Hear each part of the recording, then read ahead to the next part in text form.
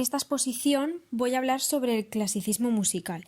Así pues, en primer lugar, me gustaría destacar que no hemos querido enmarcar esta época entre dos fechas concretas, sino más bien entre eventos. Por eso decimos que el clasicismo empieza con la muerte de Bach y que finaliza con el inicio de la Revolución Francesa aproximadamente. Ahora bien, ¿por qué nace el clasicismo? Si en realidad solo es una reducción del barroco, o sea, el clasicismo aporta soluciones fáciles para que el resultado sonoro sea siempre bueno. Vale, cabe tener en cuenta que en esa época existían corrientes como el racionalismo o el reduccionismo, mediante las cuales las composiciones artísticas siempre tenían que estar sometidas a la norma y a la ciencia.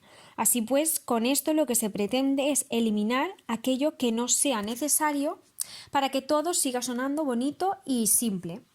De este modo, la Ilustración y la Revolución Francesa ejercieron una gran influencia en la música, que se caracterizaba sobre todo por el uso de formas musicales claras y equilibradas. De este modo existía la preferencia por una melodía clara y sencilla y la ornamentación discreta. Es importante decir también que el clasicismo musical tuvo lugar mayoritariamente en Viena, ya que esta fue la capital de la música y además fue residencia y lugar de trabajo de los tres compositores más importantes de este periodo y de los cuales hablaremos a continuación, que eran Haydn, Mozart y Beethoven. En cuanto a las características del clasicismo musical, podemos decir que este se caracteriza por la simplicidad y la claridad melódica, la utilización de formas claras y equilibradas, la preferencia por la armonía diatónica, la ornamentación discreta y la utilización de la orquesta como medio de expresión musical. La melodía principal es apoyada y acompañada por el resto de la instrumentación, es decir, hay una línea melódica de carácter predominante sobre la armonía, destacando sobre un acompañamiento armónico de acordes y prescindiendo del bajo continuo que teníamos en el barroco. De este modo, las armonías son muy claras y estructuradas, predominando siempre el modo mayor. En cuanto a la rítmica y al tiempo, el compás es claro y se rige sólidamente a los cambios armónicos. Aunque se trata de una época que tiene muchos conciertos de solista, durante este tiempo se comienza a experimentar en la orquesta sinfónica una serie de cambios como el aumento de sus miembros, sentando las bases de la orquestación moderna, o la ampliación de las dinámicas y las articulaciones en conjunto, dejando ya en un segundo plano al instrumentista como solista. Durante el periodo del clasicismo surgieron varias formas instrumentales que se convirtieron en la base de la música clásica occidental. Estas formas se caracterizaban por su equilibrio formal, la claridad de su estructura y la simplicidad de su lenguaje musical. Las más importantes son la sonata, la sinfonía, el concierto, la ópera o la música de cámara.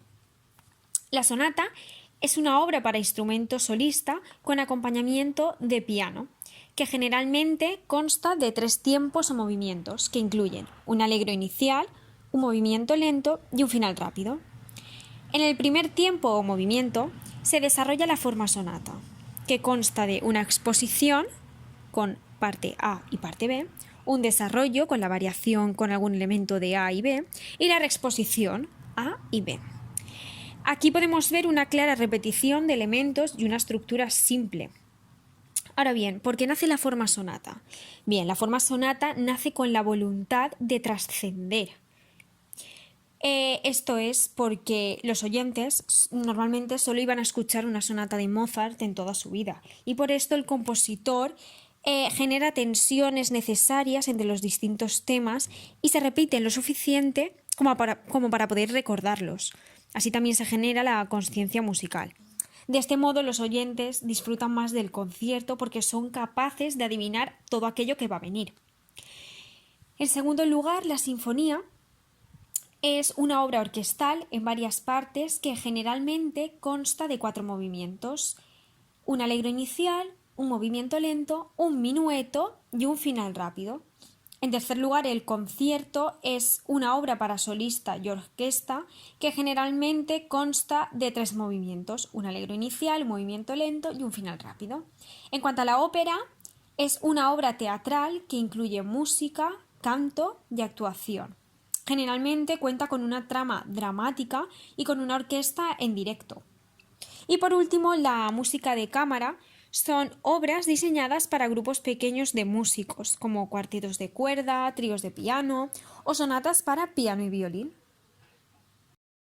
En cuanto a los tipos de música existentes en el clasicismo, estos se dividen generalmente en dos grandes tipos, que son la música vocal y la música instrumental. En cuanto a la música vocal, esta se divide a su vez en profana y religiosa. La profana tiene como género principal la ópera, en la que se genera una variante nueva llamada ópera bufa, que se diferencia de la ópera seria por tratar temas cómicos. Los temas utilizados en este tipo de música son creíbles y su principal compositor fue Mozart. Por lo que hace a la música vocal religiosa, cabe destacar que en esta época empezó a tener menos importancia, ya que los otros tipos de música, es decir, la música instrumental y la vocal profana, fueron los favoritos del público. El estilo de música religiosa, por tanto, no cambió con el de las épocas anteriores. Su género principal fue la misa y el tipo de misa que más importancia tuvo fue el requiem. Por otro lado, un nuevo tipo de música que se incorporó en esta época fue la música interpretada o música instrumental, y este tipo superó la música vocal. A lo largo de este periodo musical se fueron innovando y popularizando instrumentos como el violín, el violonchelo, la flauta, el oboe, pero sin duda un instrumento que debemos destacar debido a su importancia durante este periodo es el piano, que tenía como antecesor al clavecín. También es importante recordar y destacar que los instrumentos de viento metal que existían en esa época eran la trompeta, la trompa y el trombón, y que estos tenían más limitaciones que los instrumentos de viento madera y de cuerda. En cuanto a los compositores de esta época, cabe destacar en primer lugar a Mozart, que fue uno de los compositores y los músicos más influyentes de esta época. Así pues, Mozart nació en Austria, rodeado de músicos, ya que su padre era un reconocido compositor y violinista, y siendo un niño comenzó a mostrar habilidades musicales excepcionales. De hecho, a los 6 años comenzó a tocar el clavicémbalo y a componer música, y a los 12 ya compuso su primera ópera. Durante su carrera, Mozart escribió más de 600 obras que incluían sinfonías, óperas, música de cámara, música sacra, conciertos, sonatas, etc. Y entre sus obras más famosas se encuentran Las bodas de Fígaro, Don Giovanni o La flauta música. Por otro lado, además de su impacto en la música clásica, Mozart también es conocido por su estilo innovador y su capacidad para combinar elementos de distintos géneros musicales. Su influencia se pudo ver en muchos músicos y compositores posteriores, como puede ser Beethoven. Beethoven también fue un compositor muy reconocido del clasicismo, y este nació en Alemania y en 1770 y falleció a causa de una insuficiencia hepática en Viena en 1827. Beethoven es conocido por haber sido el último gran compositor del periodo clásico y el primer gran compositor del periodo romántico. De hecho, la obra La Heroica fue el detonante hacia el romanticismo. La contribución de Beethoven a la música del clasicismo fue trascendental, convirtiéndolo en uno de los exponentes más grandes de la historia de la música. Durante su carrera, Beethoven escribió 9 sinfonías, numerosos cuartetos de cuerda, sonatas para piano, óperas y música sacra. En cada una de sus sinfonías, uno de los elementos que más las caracteriza es la síncopa. La obra de Beethoven es conocida por su innovación y su capacidad para expresar una amplia gama de emociones a través de la música.